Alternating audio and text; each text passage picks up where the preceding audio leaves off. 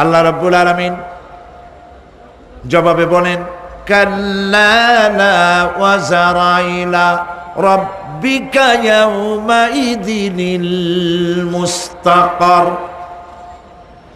কখনই নয়, ভাগবার জায়গা নাই, পালাবার জায়গা নাই। আল্লাহ রাব্বুল আলামিনের আশ্রয় ছাড়া কোনো আশ্রয় নাই। এই বিভীষিকাময় দৃশ্য হয়ে যাবে, সব মরে যাবে, কেউ বাঁচবে না। মালাকুল মউতকে আল্লাহ পাক জিজ্ঞেস করবেন, কে এখন বেঁচে আছে আর কারা বেঁচে আছে?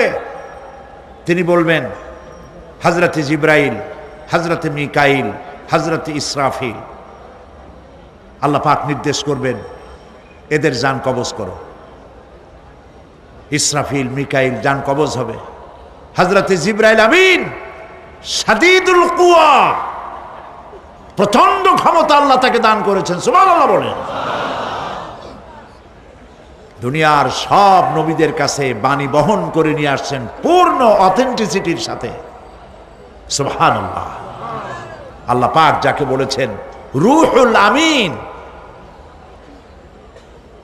নবী করিম সাল্লাল্লাহু আলাইহি সাল্লামের মেরাজের রাত্রে যে কথা বলা হয়েছে, ওয়ালাকাদ রাহু বিল উফুকিল মুবিন, পশ্চিম দিক বলয় তিনি যে দেখতে পেয়েছিলেন, তাফসীর বলছে হযরতে জিবরাইলের পূর্ণ আকৃতিতে নবী করিম সাল্লাল্লাহু আলাইহি সাল্লাম তাকে দেখতে পেয়েছিলেন।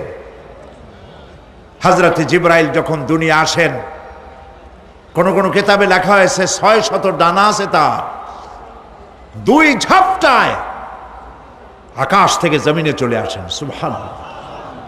হযরতে জিবরাইলকে আল্লাহ পাক বলবেন তাকে মওত দাও, হযরতে জিবরাইলও বিদায় হয়ে যাবে। আল্লাহ প্রশ্ন করবেন, এখন আর কে বাকি? মান বাকিয়া ইয়া মালাকাল মউত। মালাকুল মউত বলবেন, হে আল্লাহ তাআলা, এখন তোমার সামনে আমি দাঁড়িয়ে আছি, আর কেউ নাই। আল্লাহ পাক বলবেন, মুত ইয়া মালাকাল মউত। আল্লাহু আকবার। মুত ইয়া মালাকাল মউত, মরে যা, মরে যা। মালাকাল মউত মরে চলে যাবে, এরপরে আর কেউ নাই। আল্লাহ রাব্বুল আলামিন এই অবস্থায় কত বছর কত কাল চলে যাবে আল্লাহ পাক ভালো জানেন, কেউ নাই।